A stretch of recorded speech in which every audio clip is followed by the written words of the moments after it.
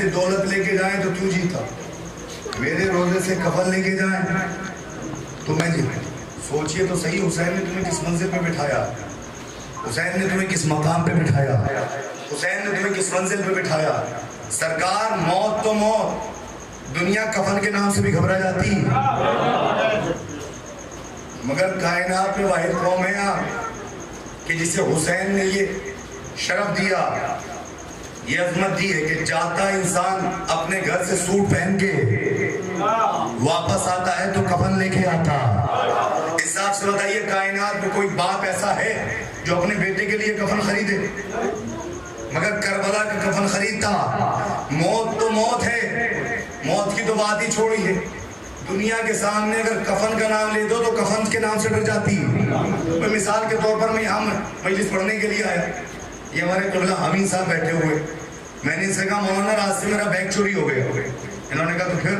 میں نے کہا مولانا ذرا مجھے مارکیٹ لے کے چلیے، کپڑا لے کے آنا، یہ مجھے یہاں کی سب سے بڑی دکان پہ لے کے گئے، مولانا یہ سب سے بڑی دکان ہے، میں نے اس پہ جائے کہا، میں نے کہا بھیا 34 میٹر 2 جگہ کاٹ دو۔ انہوں نے میرا چہرہ دیکھ کے کہا مولانا کیا پورے جولی کے کپڑے بنوانے؟ میں نے کہا کپڑے نہیں بنوا رہا ہوں، تو پھر؟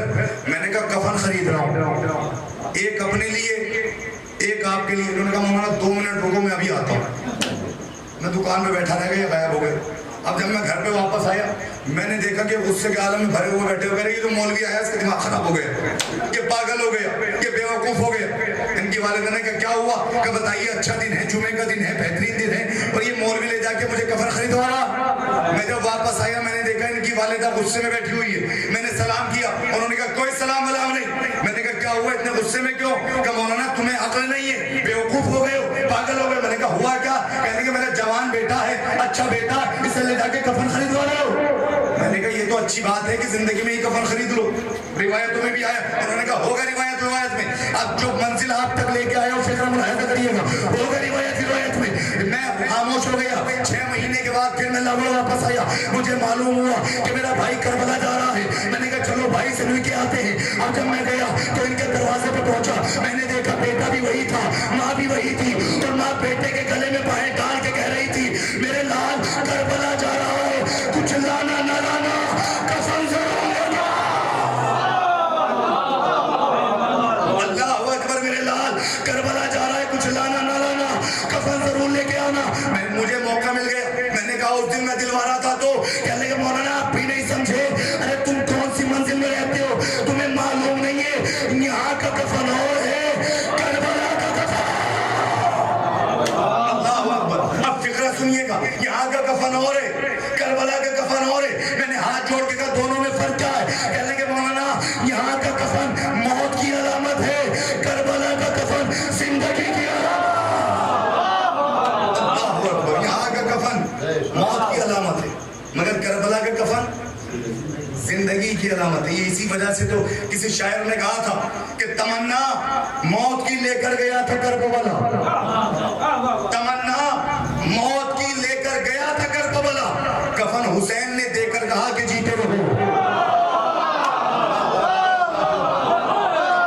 موت کی لے کر گیا تھا کربلا، کفن حسین نے دے کر کہا کہ جیتے رہو۔ اچھا ایک فکرہ اور ذہن میں آ گیا، حسین نے کہا کہ جیو، جیتے رہو۔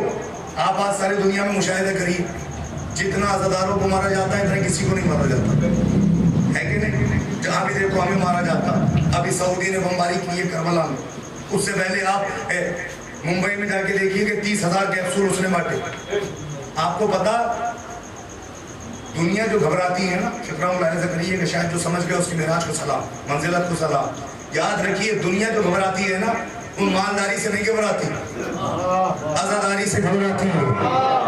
ارے میں نے کہا کہ میرے فکرے کی لاج رکھیے گا، بھیا دنیا مالداری سے نہیں گھبراتی ہے، عزاداری سے گھبراتی ہے، اس لیے کہ مالداری اور ہے، عزاداری اور ہے۔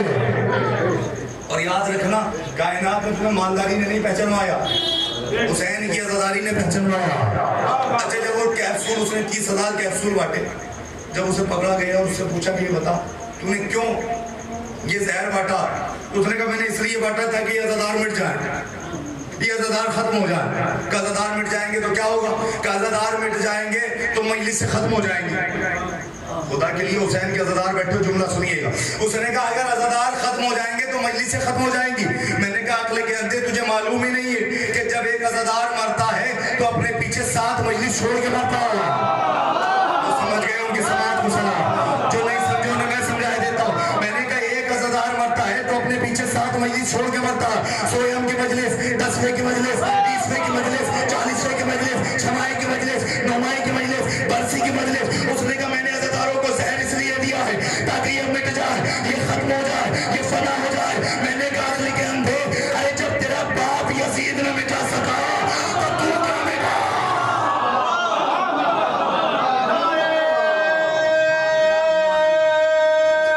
دکھا کے نہیں مل کے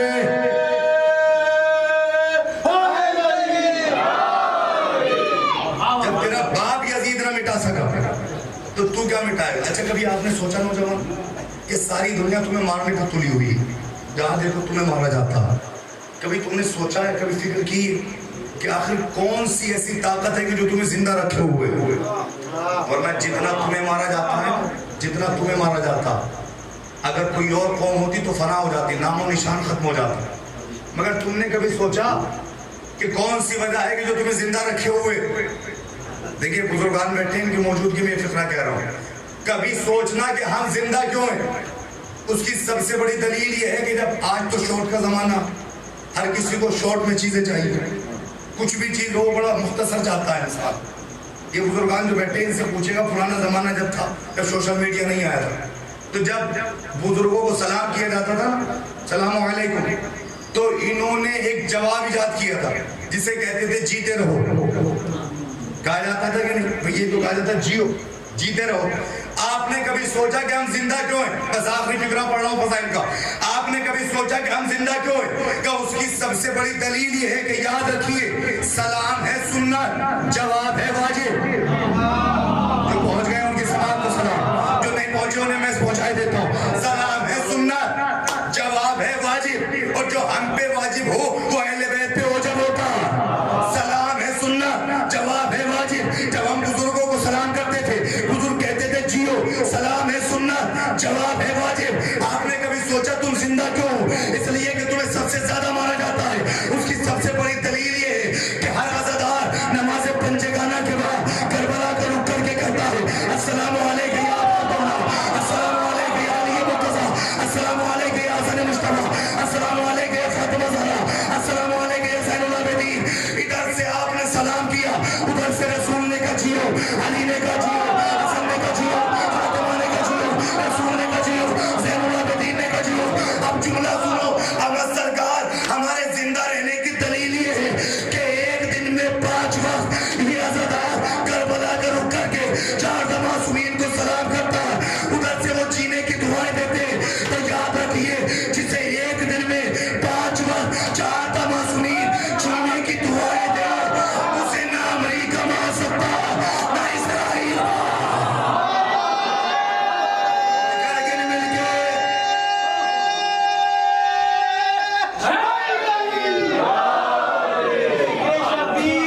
دھماکوں سے دبانے والے، ذکر شبیر دھماکوں سے دبانے والے کتنے نادان ہیں، شیعوں کو ڈرانے والے. تو آج بھی پردے غیب سے مہدی کی صدا آتی ہے، تم عزاداری کرو ہمیں بچا لے.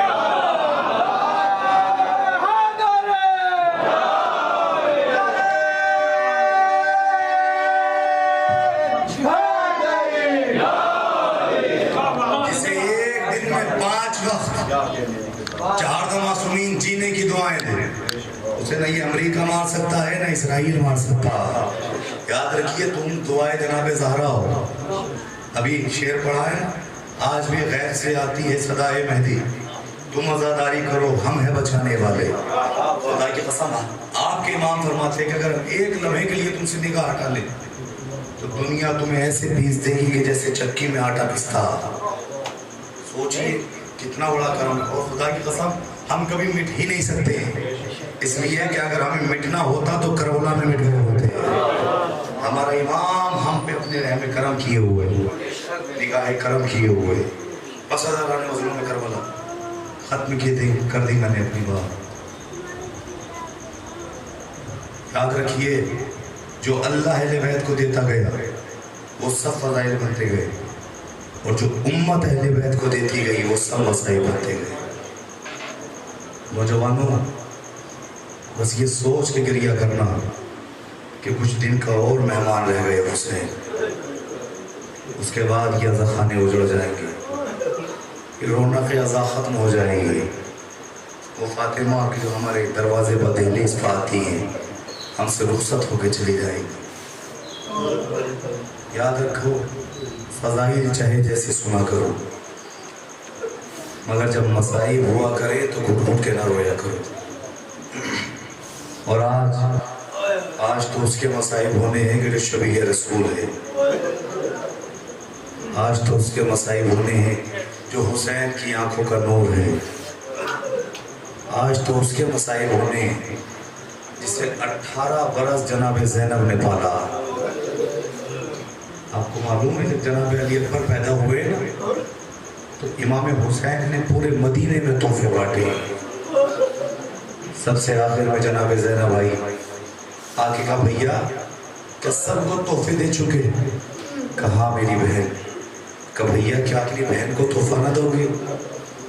تاریخ بتاتی ہے کہ حسین نے دائیں دیکھا بائیں دیکھا، علی اکبر کے چہرے پہ نگاہ کی، اکبر کو اٹھایا، زینب کے آغوش میں رکھ دیا، زینب یہ میری جانب سے تحفہ لے جاؤ۔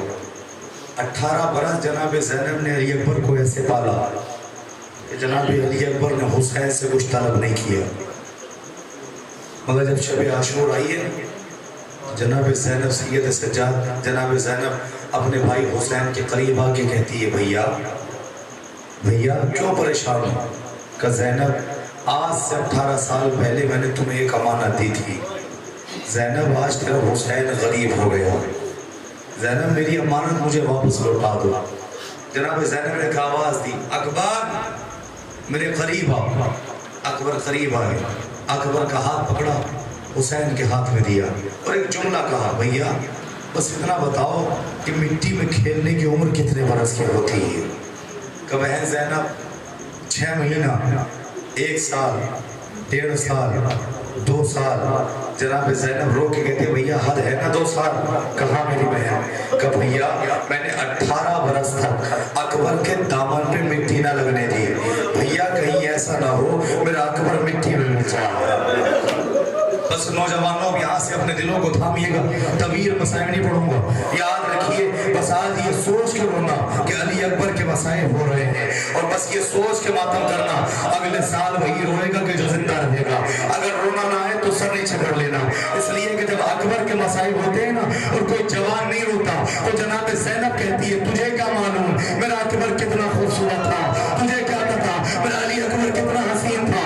آج ہزاروں یہی اکبر جب گھوڑے پر سوار ہو کے چلا، حسین پیچھے پیچھے چلے، اکبر کے گھوڑے نے دوڑنا شروع کیا، حسین نے دوڑنا شروع کیا، اکبر کے گھوڑے نے دوڑنا شروع کیا، حسین نے دوڑنا شروع کیا، اکبر کا گھوڑا دکھائی دینا بند ہو گیا، حسین زمین پر گر گئے، اکبر کے گھوڑے کے سامنے ایک کالے برنے والی بی بی آ گئی، اکبر میں نے حسین کو چکیا پیس کے پالا، کہیں ایسا نہ ہو تیرے جانے سے پہلے میرا حسین مر جائے۔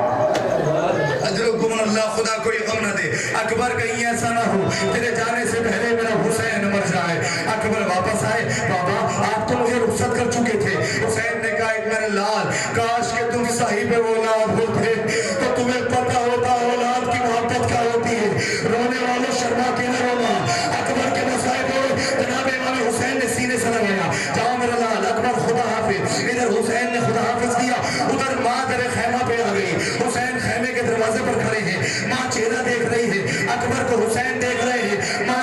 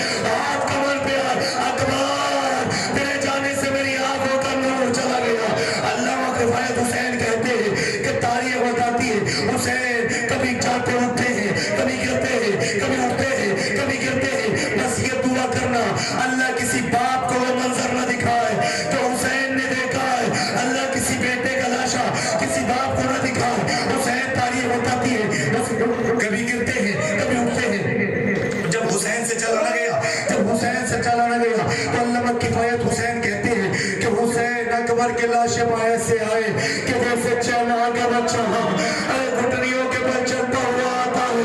حسین کے لاشیں اکبر کے لاشیں کے قریب آواز سے بجاتے این علی این علی این علی. پتہ نہیں اکبر کو بلا رہے تھے یا نہ بابا کو بلا رہے تھے. بڑی مشکل سے میرا مولا اکبر کے لاشیں پر پہنچا. سنو گے نوجوانوں, اکبر کے لاشیں پر حسین پہنچے. اکبر کے ہاتھ سینے پر رکھے ہوئے تھے. اکبر نے ایک ہاتھ اٹھایا, بابا کو سلام کیا. حسین نے کہا میرے لال دوسرا ہاتھ کہاں ہے؟ کہ بابا سینے پر ہے. کہ میرے لال سینے پر کیوں ہے؟ کہ بابا ارے ظالم نے پرچی کی انی توڑ دی.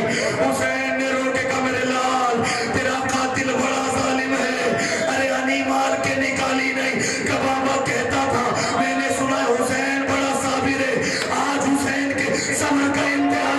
حسین نے کہا اچھا میرے لال میرے صبر کا انتہا. حسین زمین پر بیٹھے آسمان کا رخ کیا. پروردگار اکبر میرا بیٹا ہے, آدم کا کچھ نہیں لگتا, نوح کا کچھ نہیں لگتا, ابراہیم کا کچھ نہیں لگتا. ارے کسی کو بھیج دے تو یا کے مرچی نکال دے. ارے سارے نبیوں نے چہرے موڑے, ایک مرتبہ حسین بس یہ سوچ کے رونا جوان کے لاشے پہ اب اکیلا رہ گیا میرا مولا.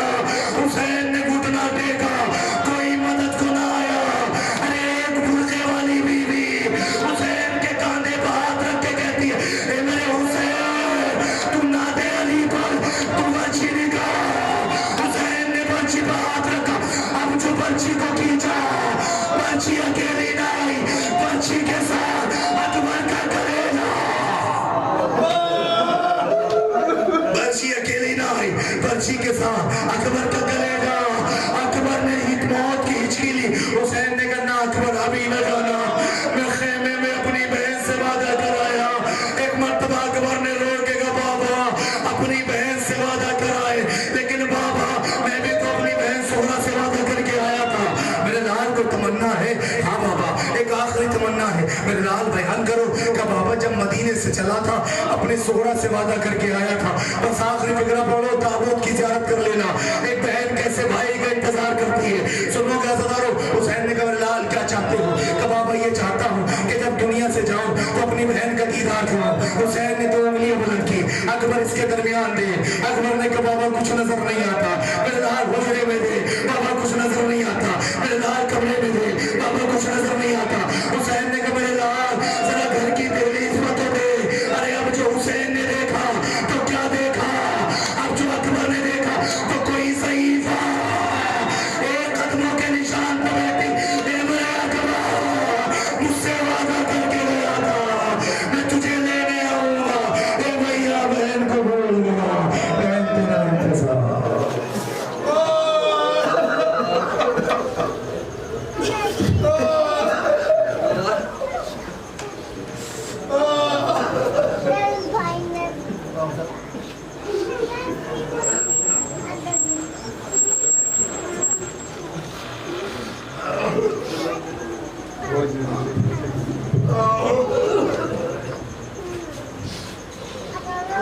Hare Hussain, Hare Hussain.